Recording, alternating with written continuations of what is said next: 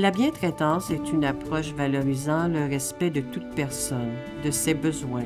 Elle s'exprime par des attentions et des attitudes, respectueux des valeurs, de la culture, des croyances, du parcours de vie et des droits et libertés des personnes.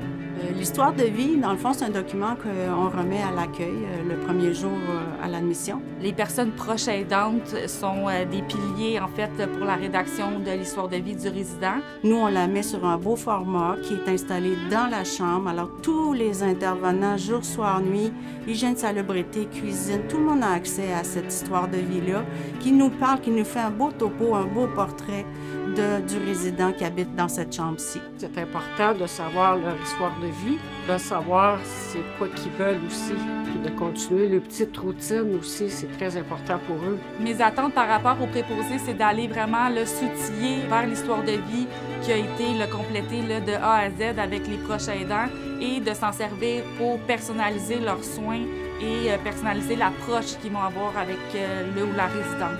C'est vraiment très aidant, puis c'est un plus, puis beaucoup dans la bienveillance, puis dans la chaleur humaine aussi que ça apporte l'histoire de vie très souvent. Là. Ça vaut des millions de dollars travailler avec des gens âgés, c'est très enrichissant. Pour l'histoire de vie, moi, je retiens 3 mots-clés que je partage régulièrement à mes équipes. C'est la bientraitance, la bienveillance et le respect. Le respect de la personne qui est hébergée avec nous.